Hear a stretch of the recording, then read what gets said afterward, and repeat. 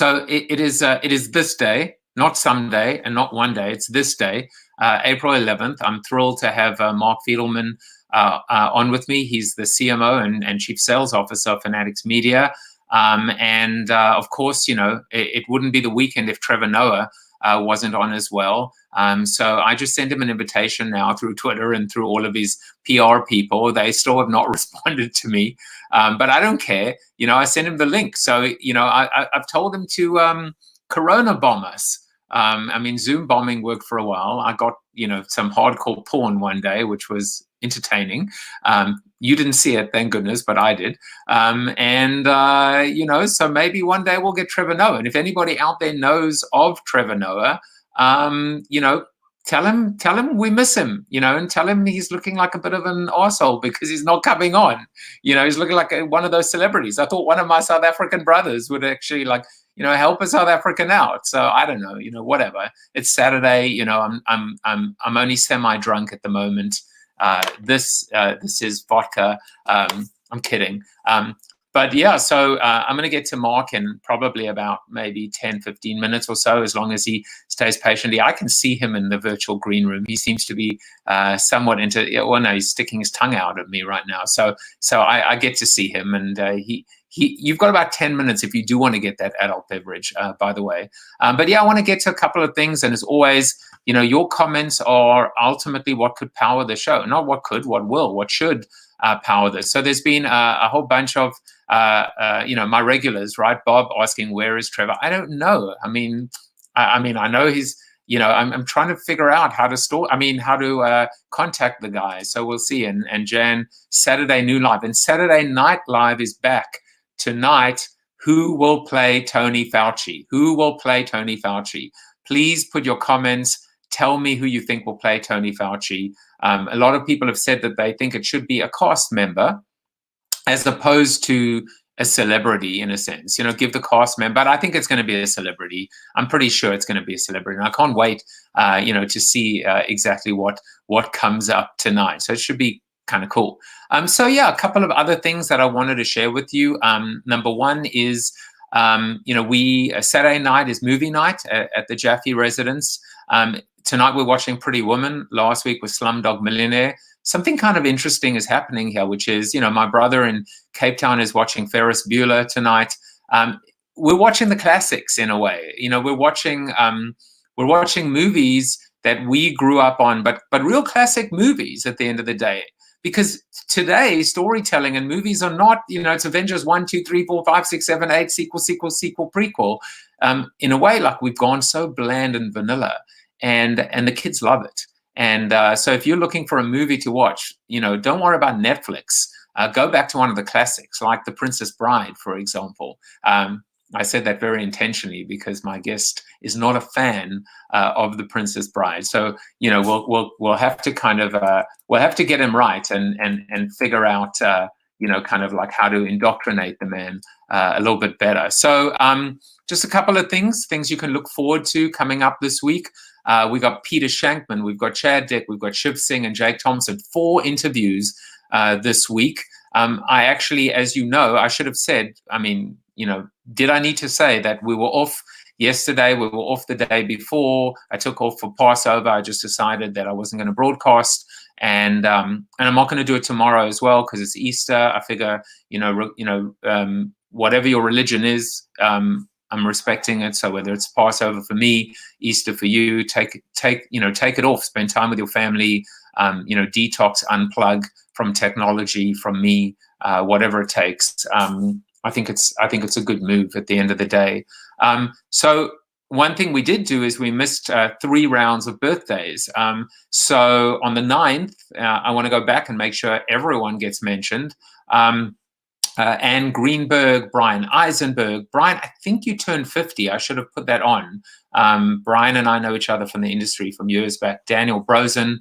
I taught Daniel soccer. I taught him when he was 6 years old. He was one of my boys. Now he's 33.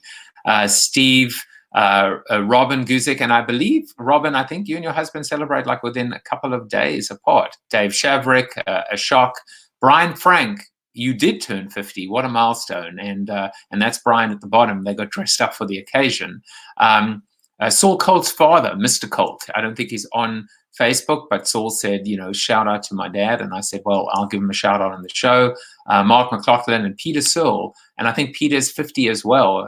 Peter, or 49. Peter was at college with me. On the 10th, Lisa Schneider, Mike Pellegrino, my School of Rock. There he is. He's my School of Rock director, producer, teacher. What a talented guy. Real rock star. Debrina, John, John II, Tony, Daniel, Zach, Greg, John III, and Tom Zawacki. And then today, happy birthday to Martine Miller-Brenner, who is 50, Jason, Mario, Vinny, Costa Karastavrakis, who is 50 as well, was at college with me, Marcella, Jordan, Clive, Rob, Deli Ali from Spurs. We've got Ali. Deli Ali, I just don't think you'd understand. He only cost $5 million. He's better than Ozil. We've got Deli Ali and Toby Shane as well, who is the son of one of my good friends here in Westport. So happy birthday, guys. Hopefully you feel that connection, that sense of camaraderie, that unity together. And I actually have a birthday message from one of my good friends, a celebrity, the Queen herself. No, not that Queen, but Sandra from Survivor, who was in Winners at War. So she's got a message for you, and let's just play that. Hey, everyone out there in CoronaTV. I hope you guys are all doing good. I hope you guys are all staying safe. I'm sitting at home catching up on a lot of Hulu and Netflix and shows that I love. But I've also been cleaning and organizing and finding things, not that I lost, but that I hadn't seen in a while. And I got a donation box ready to go. And I've been getting rid of stuff. So when this is all over, my entire house will be spick and span. But I wanted to bring a smile to your faces today and hopefully brighten your spirits.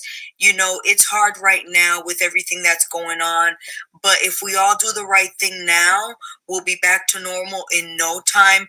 And we are a resilient country.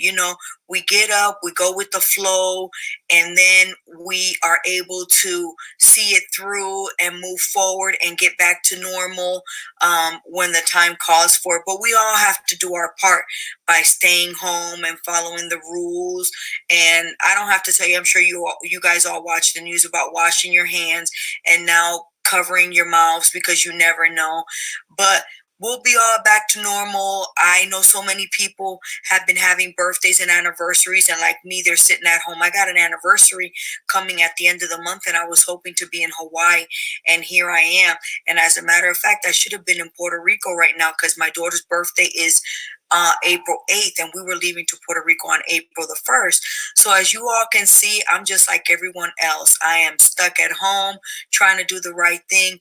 And I know that I can always go later on these trips because it wouldn't make sense to go now when, you want to immerse yourself in the culture and eat the food and hang around in groups. And we just can't do it right now.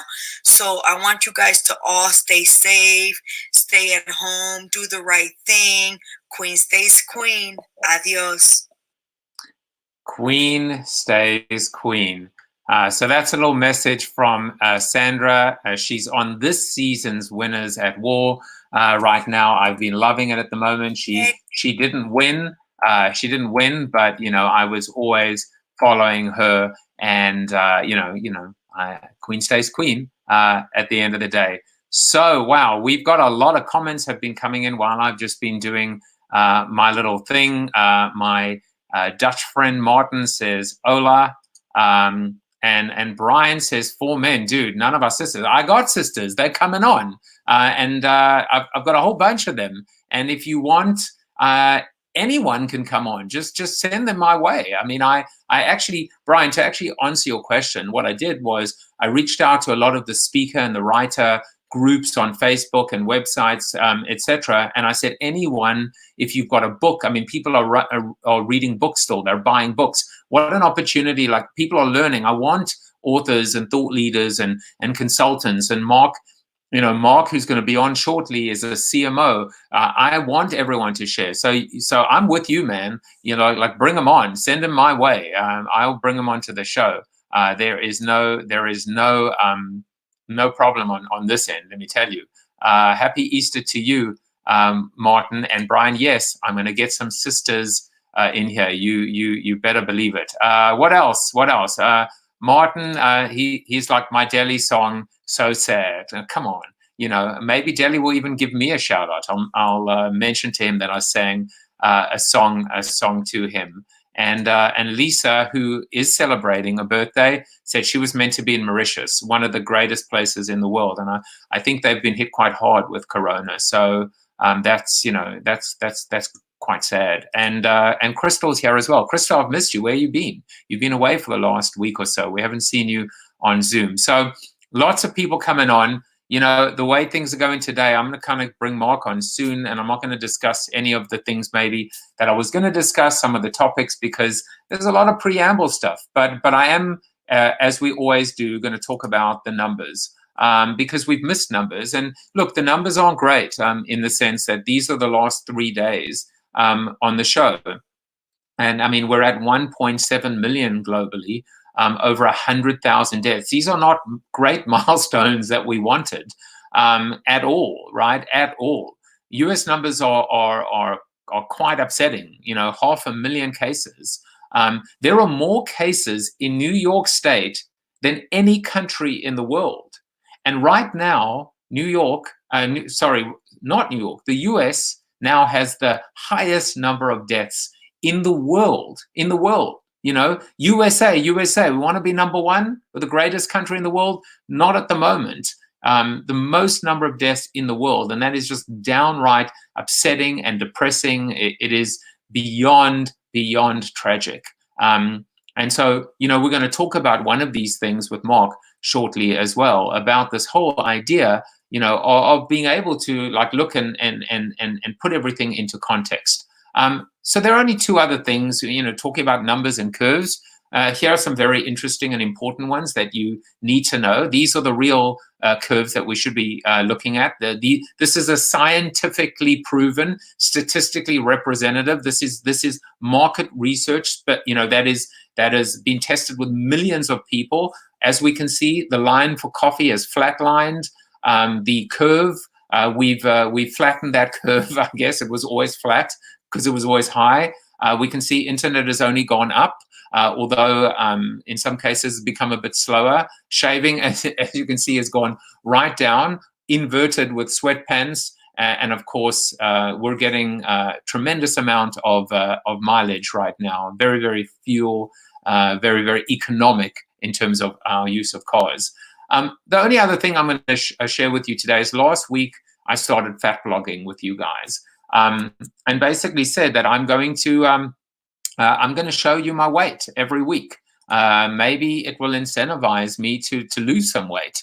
But, you know, March 18th, for the most part, when I began sheltering at home, came back from South Africa around about March 14th, I was 200.7 pounds. I dropped down to about 196 and felt really good about that.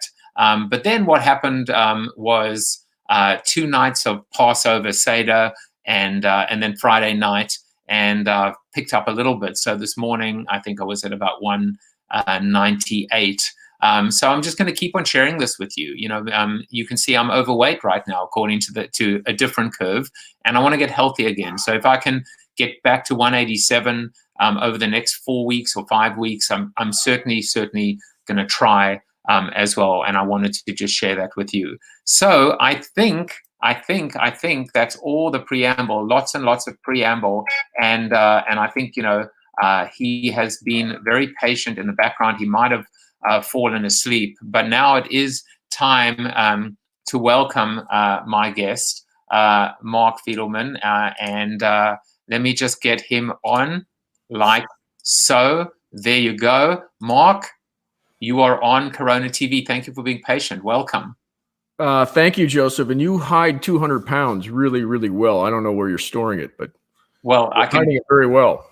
I can. It's pretty obvious below the shoulder. it's not. It's not just below the belt here. This is definitely what we call below the shoulder. Yeah, but I'm trying. I'm trying to. Well, you can't get back into the gym, but I am trying to run.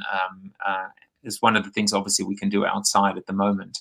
Now let me ask you a question. You are on the West Coast, right? You're in LA. Yes, today I'm in LA. That's correct. And what's it been like there? You can, have you been outside at all? Can you go outside? Well, yeah, we can go outside. It's not that restricted yet, but I will say for the last couple of weeks, it's been raining here. And if anyone's been to Southern California, we're not used to a lot of rain. I think on average it's 12 to 14 inches. I think we've had those 12 to 14 inches while we've been in quarantine. So if it is the end of days here in LA, all the signs are there. So, Mark, I always start off, it's so funny because this has all just been outreach for me, connecting with people that I haven't seen in years and years. And I always ask first question, especially when it's reconnecting, how do we know each other? I think we were in rehab together a couple of years ago, weren't we? Thank you for not specifying what kind of rehab, right? Yes. No, we've gone back and forth on Facebook, and I think even on LinkedIn, and there's been a few different areas that we've kind of known each other from. It's funny because it's what I call it's called a synchronous intimacy in many respects. That's why I always ask the question and put everyone on the spot, because I mean, this is the beauty of it, is that how through this crisis, we connected, and maybe that's the evil genius of Zuckerberg, but somehow your posts are in my feed, and I don't question it. Sometimes you got to just go with it, right? You just got to go with it and not overthink stuff.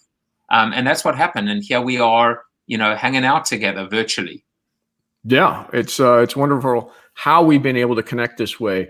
And I appreciate your I don't think we share political viewpoints, but you've been very calm, and, you haven't gone over the top with some of the, let's just say, controversial posts I put out there. And they're not meant to be controversial. They're just meant to get people to think. And you know what the fun, and that's why I wanted you on today, because even when we, and you've obviously got a great sense of humor, poor taste in movies, but a great sense of humor. Well, one movie in particular. Huh?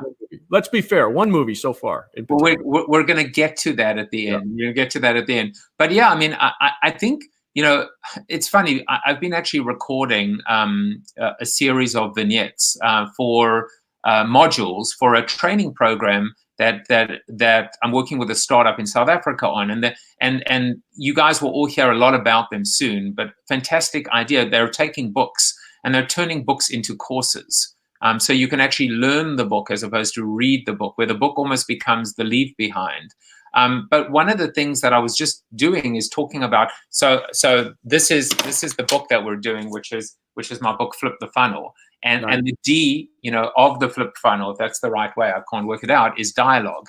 And I was really just talking about going back to a book that I wrote in 2007 called Join the Conversation, where I said conversation is between two or more sides, not two or more people, right? Because if everybody just agrees, with one another, it's a bunch of lemmings, right? It's what is the sound of one hand clapping? Sometimes if we respect one another and we're open to hearing that other perspective and at least representing that balanced perspective, I feel like we can get to a better place. And maybe that's what's holding us back right now in this country, that we won't allow ourselves to find the truth in the other perspective. I think that's fair. I think it was well said.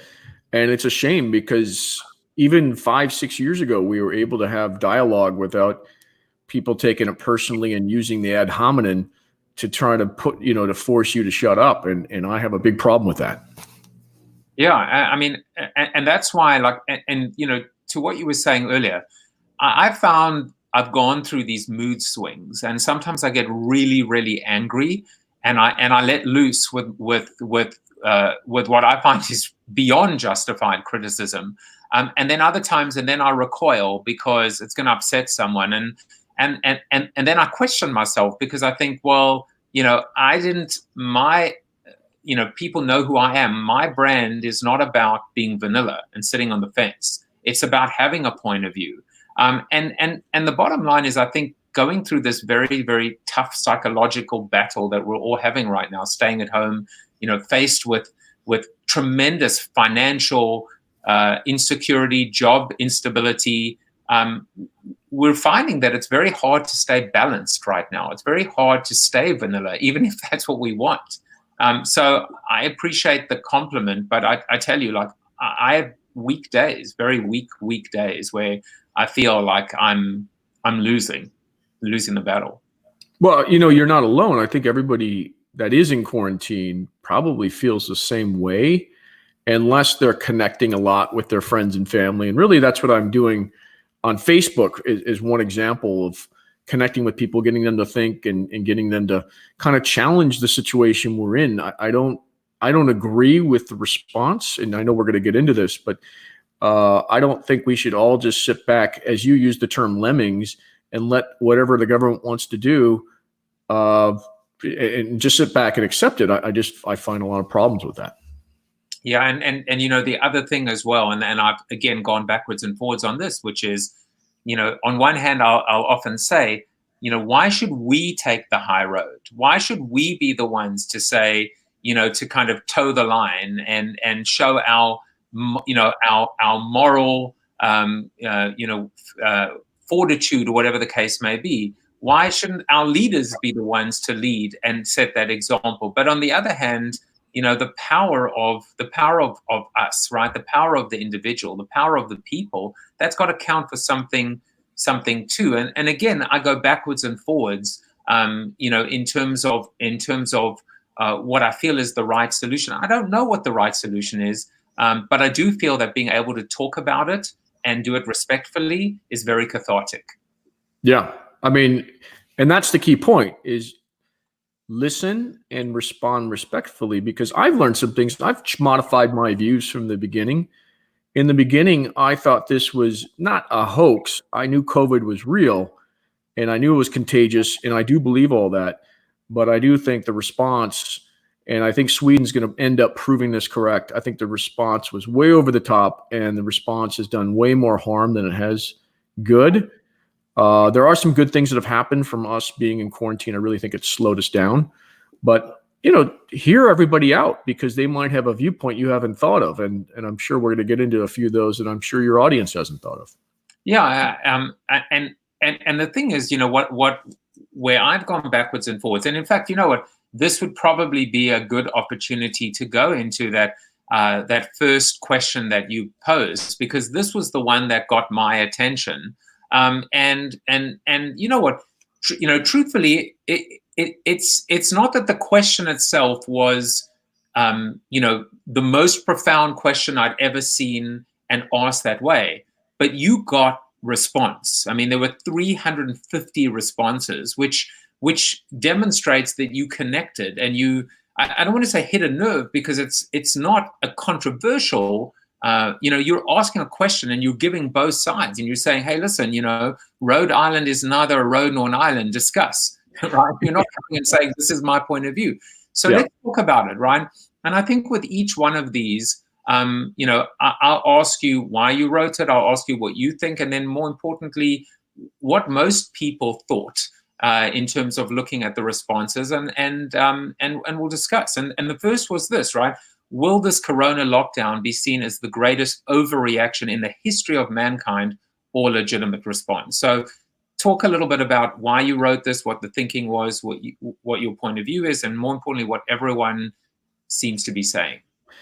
Well, I mean, and Joseph, you follow my feed. So I either say what I'm thinking, or I ask the question, because I have this question as well. I've been struggling with the answer to this. I'm leaning more towards it's a great overreaction. It's probably the greatest overreaction because of how many people are sitting in their homes right now. But is it legitimate? Is that a legitimate thing that we did? And that's what I struggle with is, okay, it might be a reaction.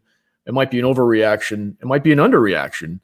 But why can't we talk about this in a humane way, human to human, and really discuss it? Because this is going to happen again. The Chinese and whoever else, I'm not just picking on the Chinese, they're going to be eating animal products, or there might be other ways and other diseases that come up. Is there a better way to handle it?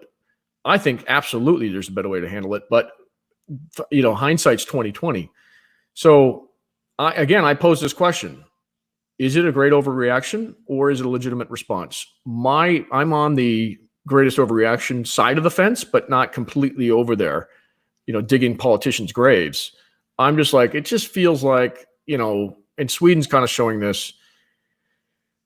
It seems like an overreaction. And I'll give you one example to kick things off. So far, people haven't liked this comparison to the flu, but here's how it is legitimate.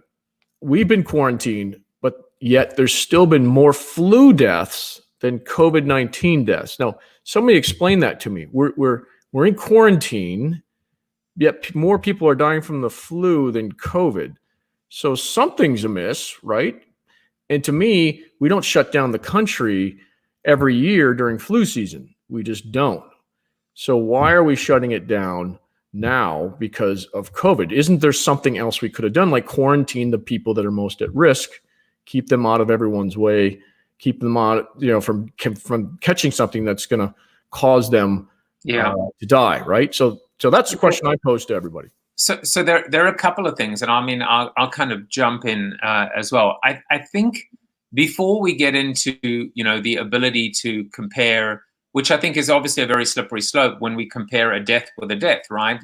As I did like even a couple of weeks ago, the number of deaths from car accidents, from fatalities from cars is 90 per day in the US. And you could look at it and be able to say, well, at the time, there were 90 people dying from COVID-19 per day. And you could look at it a different way and be able to say, but now that people aren't on the road, there are people that are surviving every day that unfortunately wouldn't have.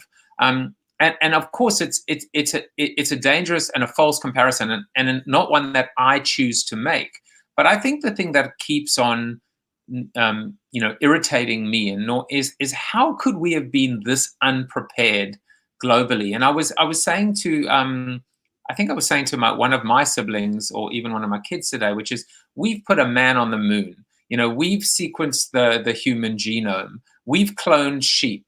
We've 3D printed organs. We've done all of these things, and this thing just completely floors and fells the entire world. And I just can't understand it. I just can't understand how we got it. We shouldn't even be asking this question. We shouldn't even be looking at this question. We should be saying, how the hell did we get into this in the first place? That's the one point. And the other thing I would say is the reason why we don't know the answer to this question yet is because we haven't come out on the other side yet. And it is, I feel, the uncertainty, the inability to know. Because quite frankly, even going with one of your, even going with what you're saying, which we'll never know, but by the way, whether you would have been right. That's the one thing. And the second thing is that, it's the uncertainty. It's the fact that 2 million deaths, could we have, in fact, witnessed 2 million deaths in the US? Again, I don't know that we could have known. So that's my thought. Right. And it's not that I'm like sitting on the fence saying, I believe it is this or believe it is that. The only comparison that I have is twice we had hurricanes come through the Northeast, Mark, twice. And in both cases, I mean, I remember we called, I think it was Hurricane Irene. We called it Hurricane, my kids called it Hurricane Useless.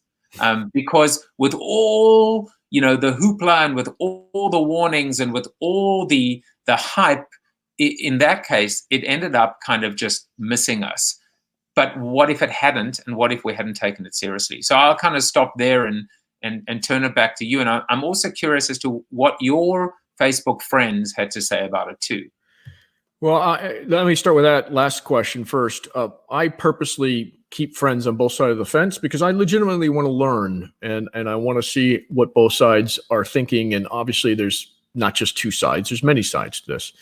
I will challenge you on one thing, and that is that we do have an experiment, and that is Sweden. Sweden has not locked down. They're still going to coffee shops. They're still hanging out.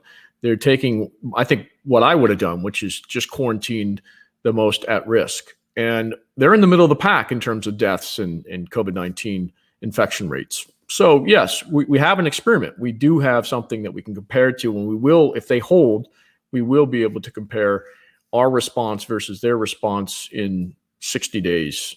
So that is on, that's going to happen. Now, in terms of, what we've done here and some of the things that are going on right now. I mean, I look at California, I look at some of the other states versus New York. I don't know what's happened in New York.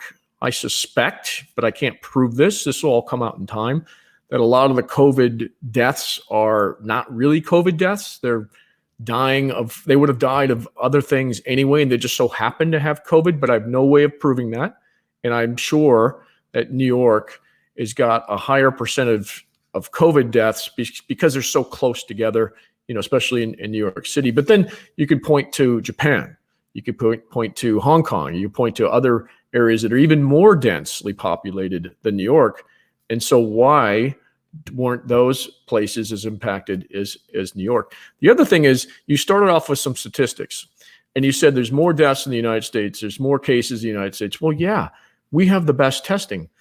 I bet you there's people dying in other parts of the world, or people that have COVID that don't even know it because they're not being tested. We just have the best testing laboratory here. That's why our numbers are, I think, inflated. But that's why some of the other countries haven't caught up to us or aren't with us. It's not that we're doing something wrong. Right. And well, it's also a double-edged sword, because the data, because it's so interesting. We really are having a conversation about data at the end of the day, right? We're talking about data sources. We're talking about Sweden as a data source of one with, 180 plus other countries. We're talking about data sources in terms of reporting under or over reporting. And as you say, we don't know. Hopefully we will know, are deaths being over or underreported? Jan just said science, Fauci advocates overreaction versus underprepared. South Korea, Taiwan proved this. Flu is 1% death rate. Coronavirus 10 times. That's significant, like a paper cut versus a slit throat. And Liz Masterman, has just said breaking news on our show. That Texas governor plans to sign an executive order next week to reopen the state's economy. I knew Texas would be the first one to do it. Hopefully this starts a chain reaction and more states start to open up. And of course, Mark, that's going to open up another data point, right? Which is whether cases skyrocket and whether it proves to be the right move or not. If in fact, they aren't overruled, and that gets into a whole different case with respect to the federal government. Well, I mean, what is it though, Joseph? Think about it. What is this response doing to people that were on the edge of starvation or on the edge, couldn't pay their rent and all this other stuff? If you look at suicide rates, we don't have them yet. The data's not out yet, but we know that calls to suicide centers are up 1,000%. Child abuse is up 25%. Domestic violence is up 20%. People are stressed. People are doing things they wouldn't normally do. So is the response, if you look at a scale, is the response justified given the death rate? And I hate deaths. I don't want to see anybody die of this. But they're dying from the flu. They're dying from other things as well. So when you look at the scale here, and if this continues, how much worse is this going to get in terms of non-COVID related issues? It's going to get far worse. So the longer we stay in this situation, you can expect suicide rates to go way up. And this is proven for every 1% of unemployment. We know historically suicides go way up for every 1%. And now what are we at? 15, 16% unemployment? Yeah, I think, by the way, Bob just said, wow, so much misinformation. I'm assuming he's calling you out, sir, not me. He said, we don't have the best testing. Sweden is now having an outbreak, and the World Health Organization still says COVID death rate is 10 times seasonal flu. I mean, so wait, we're going to listen to the World Health Organization now when they didn't report what was really going on in China. I mean, first of all, who to me is not a legitimate source. It just isn't. And it's not 10 times. It's not, I don't think it's 10 times the death rate. I'd like to see that data. I think it is higher, a lot higher, but I don't think it's 10 times. I could be wrong. So I feel like this is a really good segue to go into your second question, which is, has the global pandemic brought us closer together or farther apart? Now, I think it's brought us closer together in some respects, right? Because we're all sitting back and we're like, what's important to us? What am I going to do when this is over? Am I going to hug my friends? Am I going to, I think it really is bringing people to a point where like, what's really important in my life? At least it is from, my perspective and the people I talk to.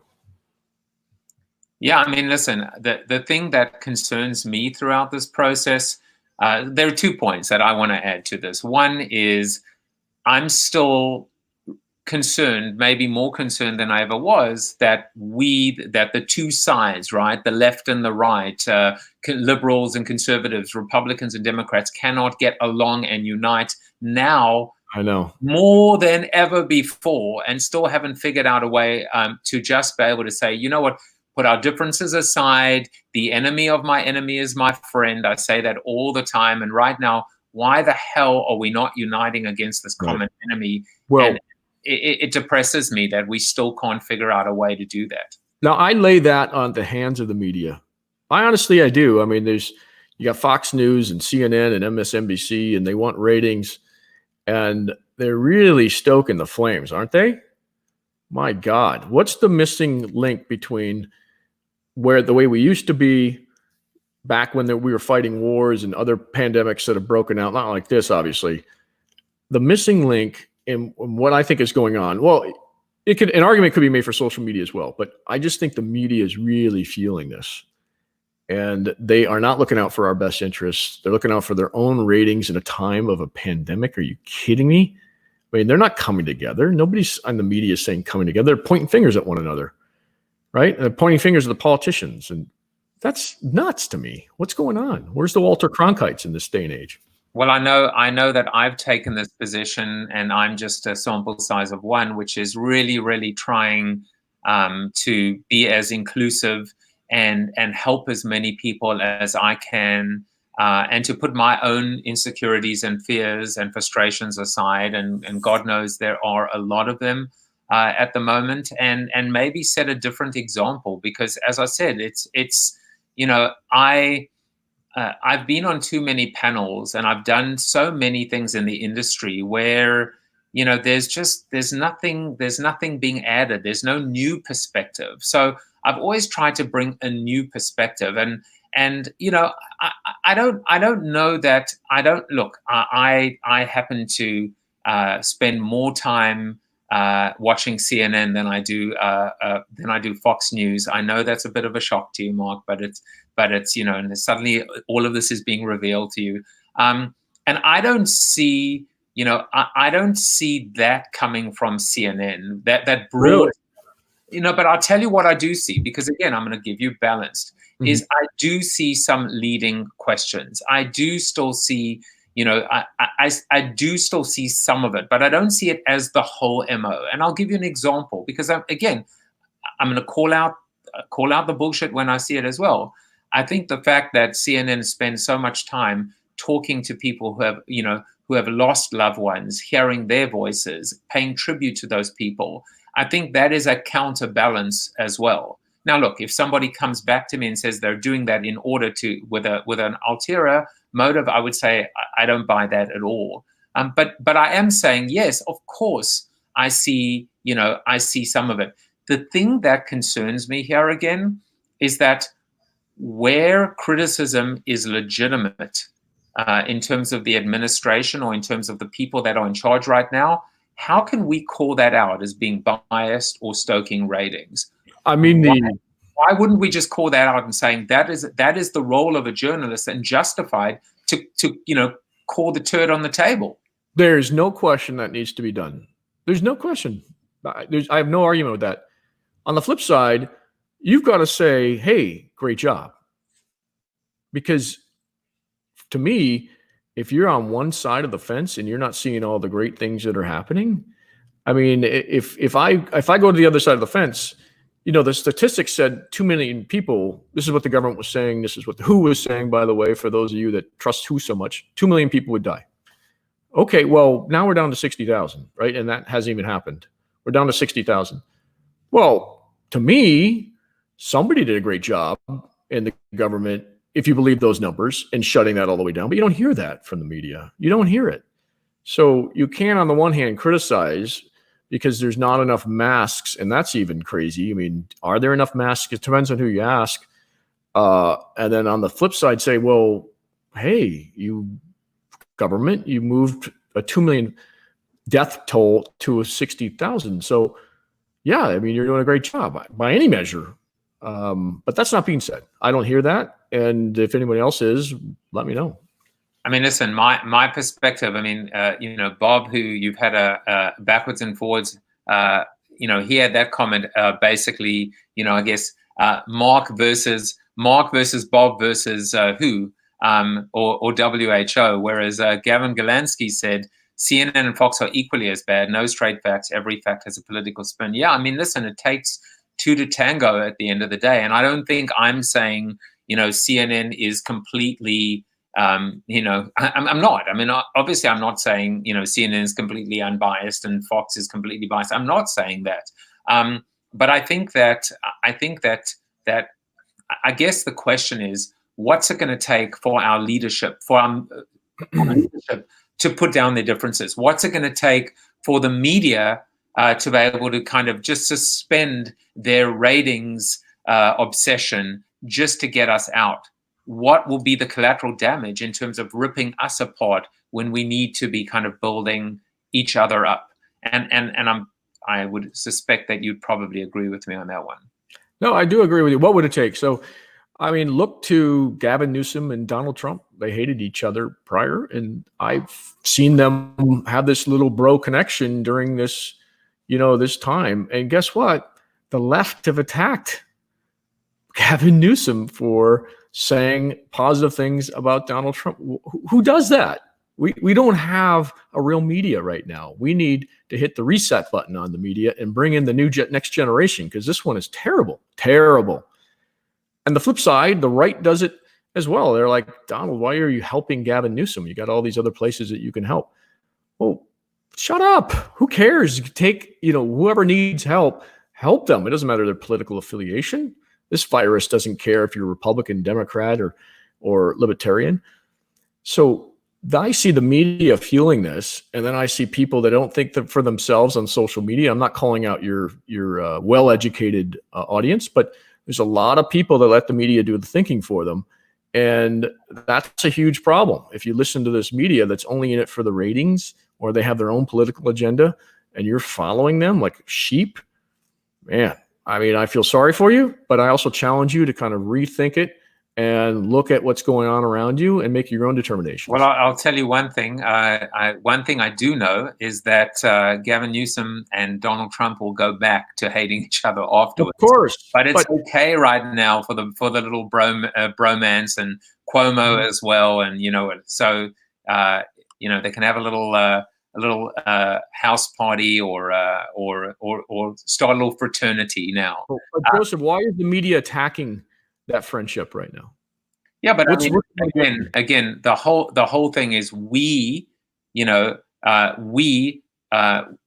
be able to make our own minds up, and we need to be able to suspend and separate. And there is the same comment as well, right? I mean, Jan just said leadership overall underperforming.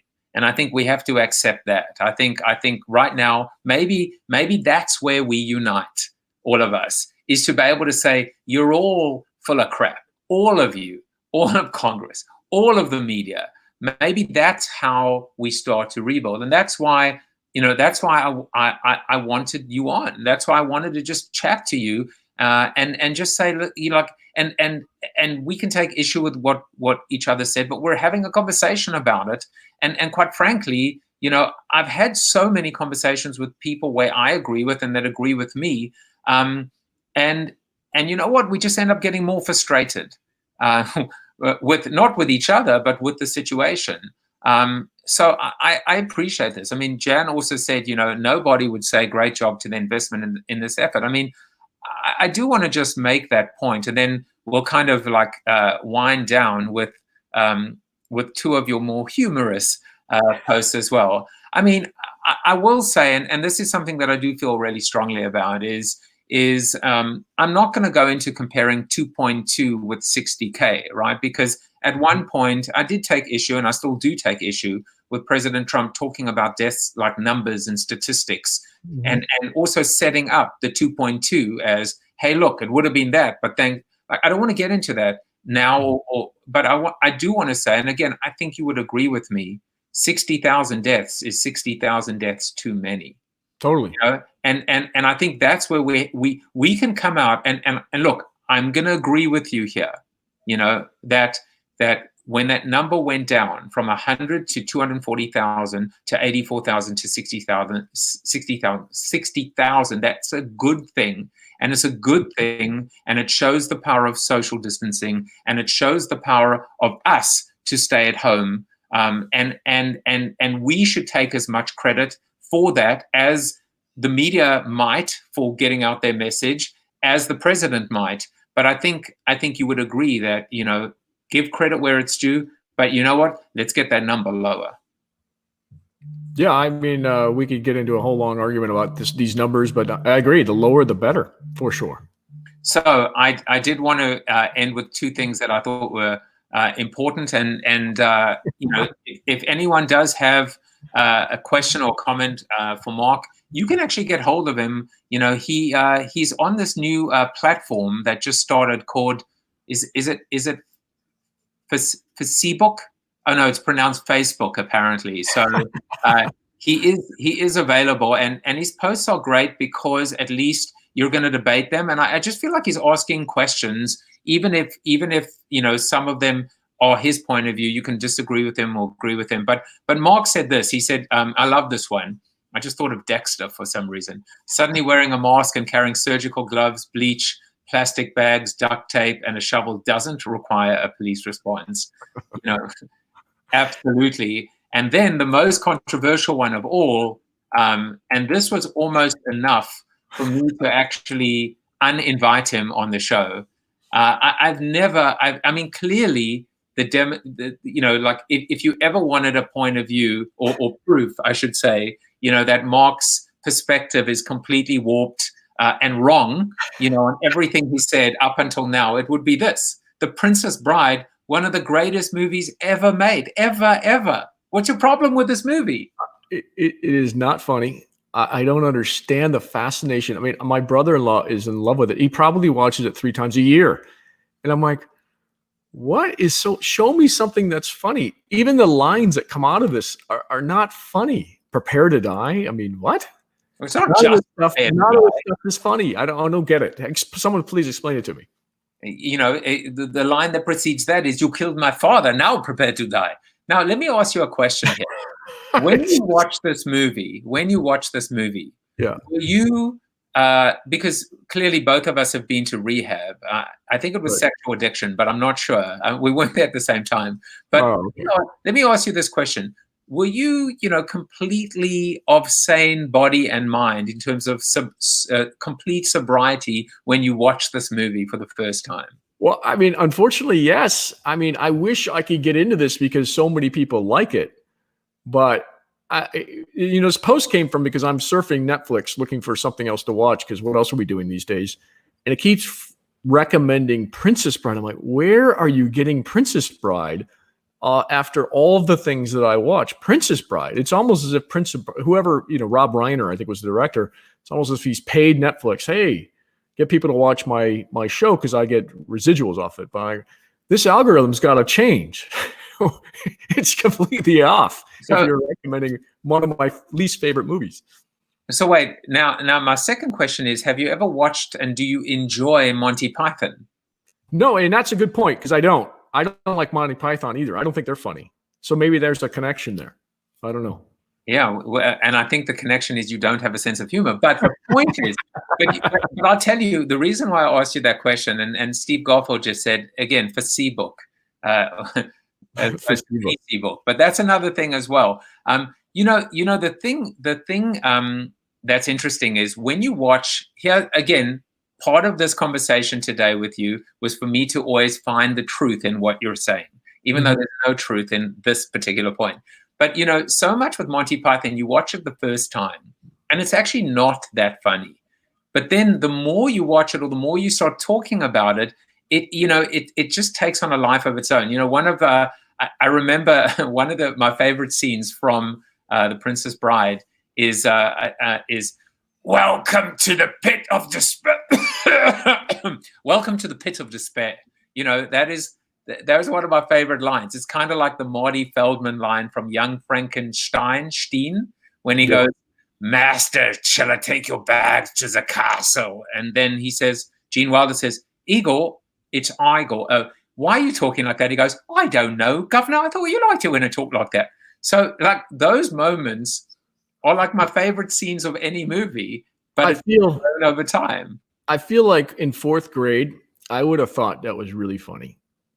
But now, I didn't say I was mature. You've got to get a little bit more clever in order to make me laugh and to stand up and take a bow. Now, I will tell you, embarrassingly, something about Mary to me, the first time I watched that, I was out of my seat dying. And I know a lot of people don't think that movie's very funny. So we all have different senses of humor. Fletch was another big favorite of mine. I mean, I don't know how many people here like Fletch, but I think that's genius. But it's kind of slapsticky, and a lot of the humor is unsaid. Whereas I think if you look at Princess Bride and you look at Monty Python, it's more in your face. And to me, I just don't understand why that people think that's funny. It's kind of, to me, it's like sophomoric. But that's me. I understand, and I respect everybody else's sense of humor. And I realize, at least I have an understanding that I'm in the minority with Princess Bride. I am. I'm not sure. I'm getting a bit of mutiny here. Jan is saying agree with this movie review. It's not creative. I'm not sure if he's referring to Princess Bride. Martin agrees with you. He doesn't get it. But I know Martin. He also doesn't have a sense of humor. Amy says, as you wish, of course. And says it's for Monty Python fans. So now we know there's a correlation between the left, and Monty Python. Well, Steve's laughing. And, a lot of comments coming in, which is awesome as well. What are you saying? OMG, are you referring to my takes on the movie, my mask? Should I take about that? So I think we ended in a good place. Mark, I want to make sure that you truly do have the last word, and let's just talk a little bit about, for people that are with us after 55 minutes, you're a CMO for Hire. In fact, you are a CMO. I thought maybe it'd be a good opportunity to just turn it over to you and talk about what are the superpowers or skill sets of the CMO that is going to be needed to be successful going through this and coming out of this. Yeah, I mean, great question, Joseph. And I guess it's time to get serious. So I've had a lot of people. We've compartment. I'm still learning how to do this properly. Maybe we should. No, you do a great job. You do a great job. On a serious note, I produce videos on LinkedIn specifically around this right now, and it's more or less okay. I feel your pain. I see it. I've got clients that have canceled. I see, the struggles that they're going through. And, now is the time for the CMO to get really creative. I've got a lot of highlights of businesses that I've seen pivot really quickly. Like there's an escape room in Canada that turned an escape room into escape mail. So now they're sending these challenges through the mail, and they were so successful, people are subscribing to it. I mean, that's creative. If you go to Airbnb right now, not a lot of people are renting homes, obviously, but they have an Airbnb online experience. So you could pay to watch a magician show. You could pay to listen to somebody in their living room, have a concert for $2, and they're interacting with you. There's all sorts of cool things that are happening right now that if you're struggling and you need to pivot, I'm starting to highlight these things on LinkedIn. I might bring some of these over to Facebook. I try to keep Facebook for my friends and people I've met and associated with. but I might bring some of these over because I know a lot of my friends are small business owners. So the CMO right now has got to get very creative, and they've got to work closely with the CFO, because if you can't pivot, you can't change, your revenue is going down, you got to cut costs as quickly as possible. I wouldn't rely on the government to make up the difference. I mean, I don't know of a single person that's got a check from the government yet in terms of this. I would not rely on the government at all. You got to rely on yourself, your creativity, and you got to market your way out of this. I do think there's a unique opportunity right now because people are cutting back to, if you are still making money in this environment, and people making money are people that are delivering things to the home, or anything that has to do with the necessities of life. You need to double down, and you need to build your brand right now, because what people remember is, who are the people and the companies that helped me through this crisis? And when I say help, it could be motivation. It could be, they cut my electric bill in half. My landlord cut my rent by 1/10 until we got out of this, or this escape room sent my kids some things to keep them preoccupied because my kids were driving me crazy. Now's the time to get visible and really promote your brand in terms of helping and being empathetic to people in the situation. You can't just go and sell things like you did before. You have to provide, there has to be an empathetic angle, and there has to be a true love of their customers. And if you're a good brand anyway, you already have that. Now it's just bringing in kind of the COVID response to it. So that's today. In the future, I'm telling my clients, and if I'm acting CMO for them, is to build a plan post COVID, and we're looking out in 30, 60, and 90-day increments. My gosh, I hope it doesn't go beyond 90 days, but you never know. Never know. But you're going to either hit the ground running, depending on your industry, because people are so fed up with being in their homes. I mean, if I'm a restaurant and I'm able to weather this, get ready. You might want to start taking reservations now, and I'd call them day one reservations, day two reservations. You might, if as a restaurant, and then have them put a down payment down on it, like, even if it's $5-10, so you make a little bit of cash flow. But you got to prepare for, 30, 60, 90. If you're in Texas, you better prepare for next week, it sounds like. But you got to prepare right now for this. What's going to happen? What's going to be the logical response to these things being lifted? And probably won't all be lifted at once. It'll probably be a rolling lift. So yeah, so that's what I would say to people currently today, and then, post-corona. I actually love that idea. I'm going to kind of build on it a little bit, but it's almost like restaurants, your favorite restaurant, they start taking reservations now, right? As you say, but you get in line. So you're essentially putting a $50 down payment on that reservation, which basically states that you're going to be there first, that you're going to get the first table or the first night or the third night. And this is almost, better than one of those loans from the government that you're still waiting for, because at the end of the day, it could end up giving that restaurant tens of thousands of dollars that they could use to kind of keep the lights on. So I love that idea. That's a very practical, and it's an idea for an entrepreneur out there, because we need a platform, some kind of a funding platform to allow that. So anybody that wants to do that, Mark and I are now business partners, so we can do that together. Amy did say that regarding the CMO of the future, well, we all need to start wearing pants again. My feeling is pants optional moving forward. But on a more serious note, she said, can you pivot without marketing spend?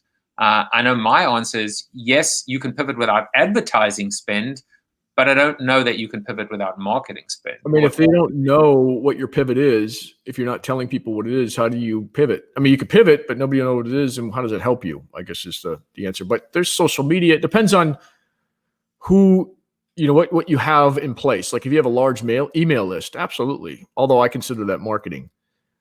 If you're talking about advertising, like Joseph said, or spend, like Joseph said, then it's social media, it's email, it's things that don't cost any money. But you got to let people know.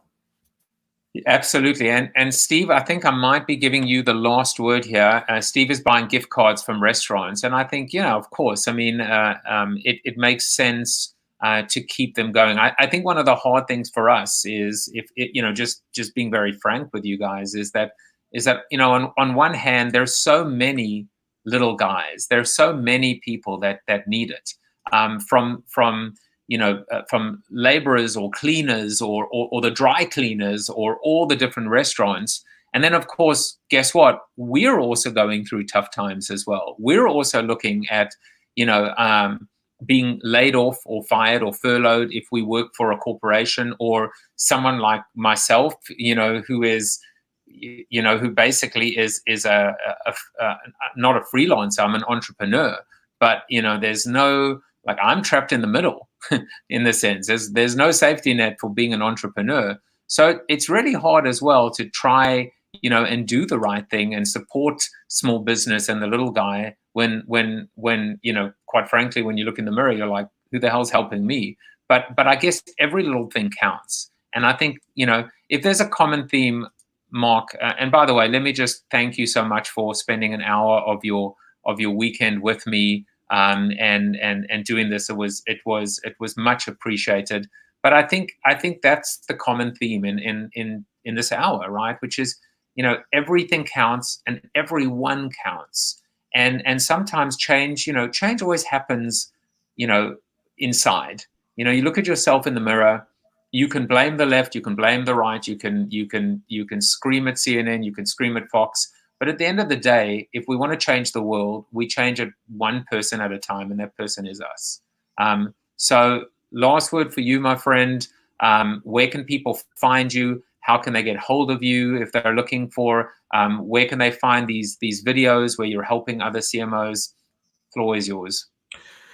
Yeah, thank you, Joseph. I echo your sentiments, and I agree. It's conversations like these that give me hope that there's not just crazy right, crazy left. That we can have a legitimate conversation without chairs being thrown or yelling matches. I'm done with those, frankly. And if you want to get a hold of me, you want to see the videos that I'm putting out, just find me on LinkedIn. I'm easy to find.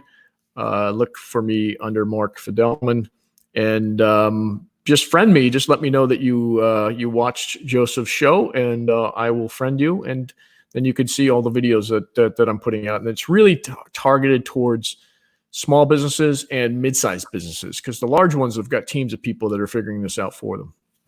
Yeah, I said Fidelman, but you can blame the South African.